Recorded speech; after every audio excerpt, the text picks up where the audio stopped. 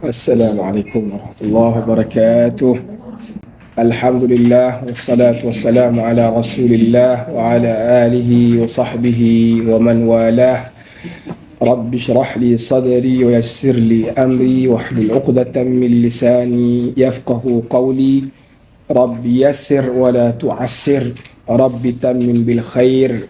Alhamdulillah, syukur pada Allah Subhanahu wa taala. Apa khabar sekalian? Terpancar wajah berseri-seri ya. Ceria ni apa makna ceria ni? Apa makna ni? Cuba cerita sikit. Ceria tu pasal apa? Ke dah nak dekat balik jumpa suami? Ke macam macam-macam lah, macam-macam. Tapi saya seronok tadi bila Tuan Haji Sam kita cerita tentang tempat yang dia bakal sediakan esok. Bila dia sebut takut dapat apa yang tak terbaik, ada jemaah kata maknanya tawarkan untuk contribute. Maknanya apa makna kat situ? Maknanya bila orang sanggup untuk nak sebut apa, contribute lah, menyumbang ni, pertama dia ada redha. Tak apa, dia sanggup terima apa saja apa yang ada. Tapi kalau boleh dia nak yang terbaik dan dia nak top up, ada saham dalam bahagian itu. Bermakna dia dah ada mindset yang berlainan lah daripada kita semua. Ada orang bila ada masalah, ada kekurangan, first thing dia akan fikir saja dia tu memang nak kita dapat sesuatu yang tak bagus, kan? Dia apa, dia cerca dulu, dia maki dulu. Lala dia hadap juga, kan? Tapi urusan orang beriman, kalau dia ikut kaedah Nabi SAW, apa saja yang dia hadap tu, dia akan jadi baik belaka. Tak semestinya dia dapat yang terbaik, dia akan jadi baik. Tak semestinya bila dia dapat sesuatu yang tak baik, benda tu tak baik untuk dia. Satu cerita, boleh cerita sikit? Cerita ni bukan orang lain pun, kawan saya jugalah. Seorang yang selalu bawa jemaah umrah, dan seorang yang sangat warak. Seorang yang sangat warak. Last kali saya dapat cerita masa kat Mekah baru ni, ada kawan saya juga, satu kelas di satu sekolah di Mak Tafiz dulu, Padang Miding. Dia kata, bahasa Terengganu, dia kata, gila ustazku, dia kata. Apa? Dia kena tipu 90,000. Dia kata apa? Tak apalah, mungkin dia susah masa tu, adalah rezeki saya tu, adalah bagian 90,000, okey.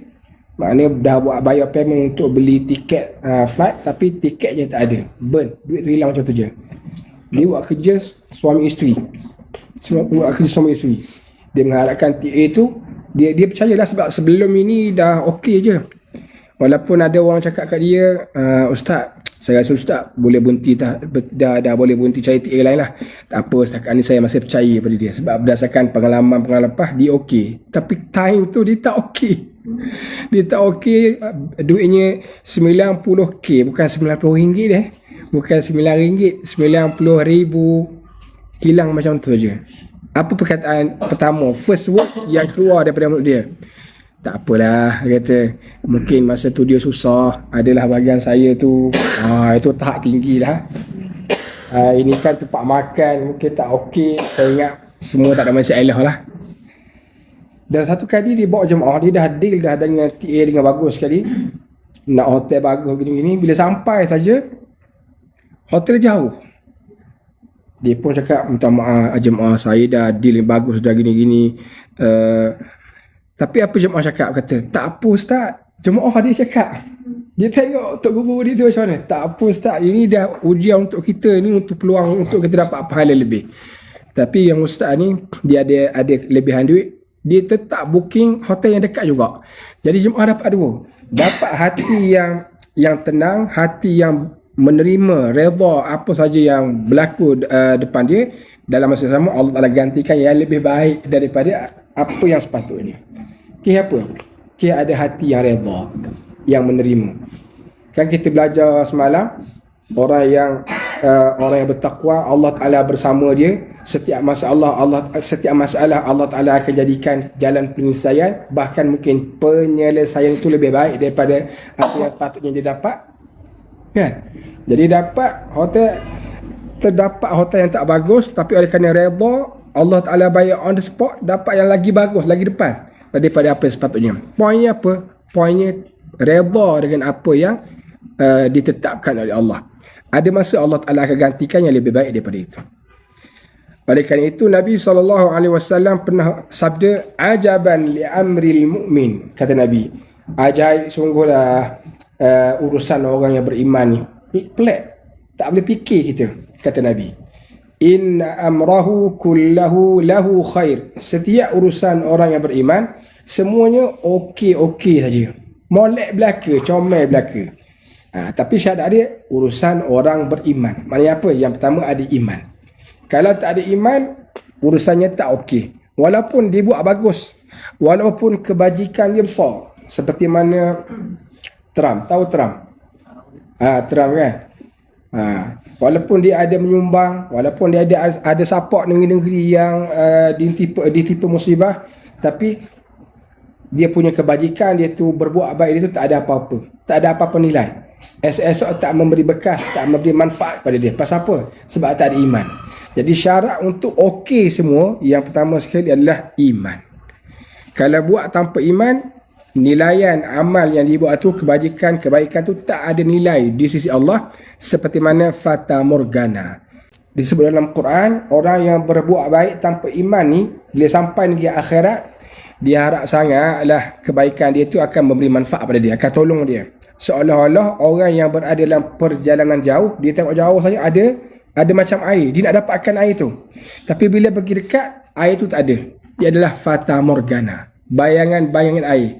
Jadi orang yang buat amal tanpa iman, seolah-olah dia buat amal yang sia-sia, yang tak ada nilai. Bila sampai tempat kita perlukan bantuan amal tu hilang. Pasal apa? Tak ada iman. Jadi kata Nabi SAW, berbalik pada hadis kita baca tadi, ajaibnya urusan orang beriman ini, semuanya okey semua. Yang baik pun okey, yang nampak macam tak baik, macam susah pun okey juga. Sebab apa? In asabathu sarra'u syakar, kata Nabi. Kalau menimpa ke atas dia sesuatu yang menyeronokkan, suka, gembira, dapat hotel bagus, dapat tempat makan esok bagus, dia syakar, alhamdulillah. Alhamdulillah lah. Zaujah saja, wife saja, dia berurusan direct dengan orang Gaza. Dia orang bukan nak makan mewah pun. Dia orang kalau boleh dapat telur sebiji untuk berbuka tu pun cukup bagus dah. Telur sebiji. Kita kalau ada telur geli tekok nak makan. Geli. Tak boleh makan lah telur-telur ni. Bukan taste air lah. Bukan standard air lah telur ni. Sebab apa? Sebab belum diuji seperti mana Gaza. Gaza ni dia agak dapat makan telur sebiji untuk berbuka tu pun tu sangat baik dah. Maknanya kita ni sangat beruntung sebenarnya, kan? Okey. Kata Nabi, itu pun dia masih syukur dapat telur sebiji. Telur, alhamdulillah, dia kata terima kasih orang Malaysia, dia cakap masya-Allah. Telur je tu. Belum lagi dapat nasi Arab, belum lagi dapat kaki unta. Kaki unta insya-Allah dapat rasa lah. Kaki unta muda. Kaki. Siapa nak kaki? Haji San dia minat pakai kaki. Saya tak, saya minat pakai leher. Gurau je. Okey. Jadi kata Nabi, urusan orang beriman okey semua. Sebab kalau dia dapat benda yang menggembirakan, dia syukur, alhamdulillah. Okey. Fakana khairan lahu, maka bersyukurnya atas perkara yang dia dapat menggembirakan itu, dia menjadi kebaikan untuk dia. Allah Ta'ala akan jadikan setiap perasaan syukur dia, berterima kasih di atas nikmat yang Allah Ta'ala beri itu adalah nilai-nilai pahala yang berganda-ganda.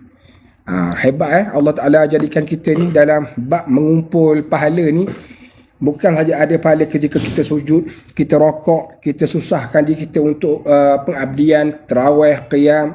Itu semua memang confirm ada pahala. Ada lagi pahala yang Allah Ta'ala sediakan untuk orang yang duduk saja-saja, tapi dia semaikan perasaan rasa syukur daripada Allah. Ada pahala syukur. Duduk saja.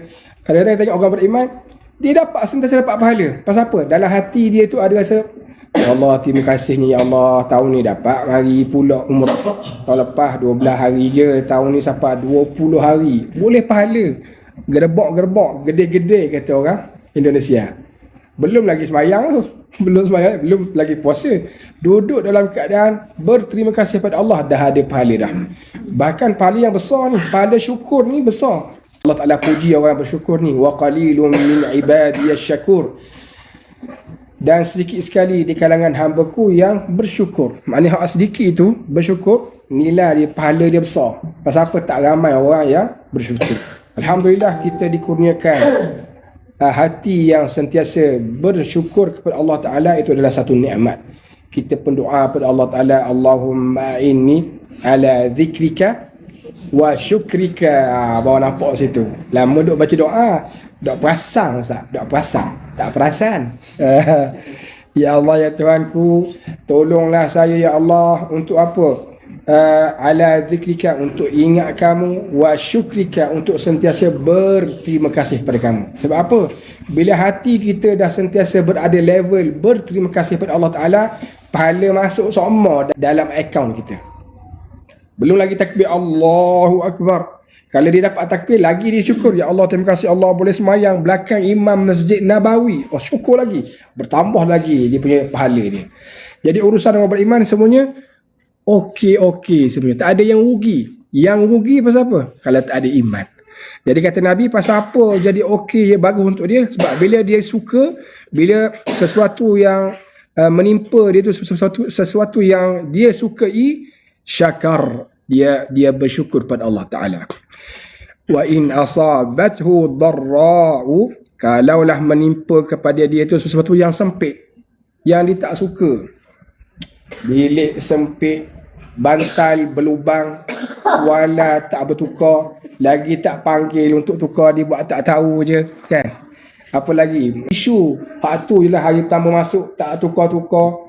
Kalau beri RM5 baru rajin mari tengok mobil kita, ada tak nak tukar. Itu semua benda-benda yang kita tak suka lah. Dia anggap sebagai ujian, musibah. Tapi orang beriman tak ada masalah tu. Benda tu je kot. Dia buat apa? Dia sabar. Dia sabar. Jadi suka dia syukur, dapat pahala. Dia tak suka, dia sabar, dapat pahala juga. Jadi ruang mana tak ada pahala ni? Jadi oleh kerana itu, bila kita kata, saya takutlah Ustaz nak kembali ni, nak mati ni pasal ibadat saya kurang. Pasal kita duk tengok ibadat kita, semayang, puasa, zakat, yang betul-betul nampak bertopengkan ibadat, itulah ibadat. Tapi sebenarnya tidak macam tu. Masa-masa kita yang kita tunaikan untuk redha pada Allah, untuk syukur pada Allah, sabar di atas apa yang Allah Ta'ala agihkan, berikan, itu semua ada nilai pahalanya. Sebab tu orang beriman, masa-masa dia mahal. Kalau ada orang kafir kata, Ustaz boleh tak saya nak pinjam masa Ustaz, saya nak beli masa Ustaz, tak payah beli-belilah. Pasal masa kita sangat berharga di sisi Allah. Kita berada dalam keadaan syukur, ada pahalanya. Kita berada dalam keadaan sabar, ada pahalanya. Masya Allah. Begitulah keadaan kita. Kita nak jadikan urusan kita dunia kita dua tu je. Syukur ketika kita suka, sabar ketika kita payah. Dapat lazimi dua keadaan tu, insya-Allah tabung pahala kita akan penuh. Sebab tu bila kita pergi ke negeri akhirat, ada wang yang bernama pahala. Duit kita RM, ringgit sekarang ni mengukuh. Bagus dah kalau nak tukar ni. Soseh dah, soseh tu makna dengan mata wang Saudi ni tak jauh beza lah. Dulu mata wang kita tahun 2002 mahal kita pada dia. Kita nak bayar kat sini pakai duit kita pun dia terima. Duit RM1 kita laku nak beri sedekah. Beberapa tahun yang lepas tak apa nak laku mana dah. Dia tak nak. Jadi duit Indonesia apa boleh pakai kat sini. Tapi sekarang ni alhamdulillah dah makin mengukuh. Tapi duit yang kita kumpul tu dia guna tempat ni saja. Cuba kita pergi tempat-tempat yang tak ada link, tak ada connecting dengan Malaysia.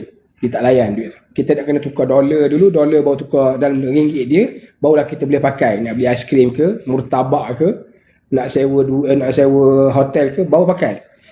Bila kita pergi negeri akhirat, dia ada mata wang dia sendiri. Kita kata, minta maaf malaikat, saya ada bawa duit banyak ni. duit saya ada dekat 14 juta. Dia mata wang dia ringgit Malaysia. Mereka kata, minta maaf Tuan Haji, kita tak pakai ringgit Malaysia, awak kena convert dulu ke dalam mata wang pahala. Macam mana nak convert ni? Nak convert dulu masa atas dunia dululah. Sekarang ni dah tempat ni tak boleh nak convert dah. Kalau awak datang 14 juta pun tak laku. Tempat convert tu nilaian akhirat tu di dunia sekarang. Barulah kita boleh pakai nak beli aiskrim dekat akhirat, nak tempat hotel yang lebar sikit dia punya katil dia. Kalau boleh bilik tu bagilah seorang duduk je. Ini 4 orang asyik bertukar berkelahi je, masam muka je sampai masuk bilik lewat. Dia ambil kad dia lupa letak kat bawah tu. Aduh, dia ni tak erti bahasa dia kata. Itu semua kita boleh booking awal, kita boleh adjust awal kalau kita cukup pahala kita. Dan pahala tu boleh kita create di dunia lagi. Bila sampai di akhirat, kalau kita buat duit yang banyak sekali pun, kita ada bawa buku bank simpanan nasional. Orang Melayu lama-lama kan, dia ada buku bank. Kita ada kad tu. Ada 14 juta, tak pakai lah. Kena convert. Macam mana nak convert? Buat baik dengan duit kita tu. InsyaAllah adalah nilai dia dalam mata wang akhirat. Itu untuk mukaddimah kita pada kuliah duha pada pagi ni. Jadi dua tu kita usaha. Cuba kita letak dalam kepala kita, syukur ketika suka, sabar ketika payah. Dua tu je. Dalam dunia kita hidup ni, dia ada dua tu je. Kalau tengah-tengah, itu termasuk dalam sesuatu yang kita masih suka. Ustaz, saya ni, saya diuji, tapi taklah payah. Tapi taklah suka sangat dengan ujian tu. Dia masuk dalam ujian yang mudah. Maknanya sesuatu yang kita sukalah. Yang tak suka ni, kita rasa sakit, kita rasa perit, kita rasa sempit dada kita. Itu maknanya musibah. Dua tu saja. Ada tak lain daripada dua tu? Susah dengan senang, ada tak? Ada. Jadi kita orang yang beriman kena adjust. Kalau senang, syukur pada Allah, boleh pahala selalu. Kalau payah, kita sabar. Dua tu je. Macam kita kehidupan kita antara dua je kita ni. Sama ada kita tidur ataupun kita jaga. Ada tak selain daripada dua tu? Ada tak? Saya tak tidur dan saya pun tak jaga juga. Duduk kat mana? Tapi saya dengar Ustaz cakap. Tak ada. Di dua tu je. Sama ada kita tidur ataupun kita jaga. Jaga mana kita sedar lah. Kita tak tidur lah. Kita bangun. Yang Allah Ta'ala ambil kira kita untuk kita sabar dan syukur ni ketika kita jaga sahaja. Time kita tidur tak dikira. Bila kita tidur, tak ada sabar, tak ada syukur dah. Kalau kita pukul orang pun, Allah Ta'ala tak kira. Kalau kita pergi keluarkan duit orang dalam keadaan kita tidur. Saya tidur ni, kita ambil kad ATM orang, masuk, password, keluar piti, 1/2 juta. Tak dikira. Tak dikira, sebab kita tak sedar. Masa kita sedar saja Allah Ta'ala kira. Bila sedar, kita nak ajar apa? Syukur ataupun sabar. InsyaAllah akan jadi orang yang selamat. Okey, boleh dah?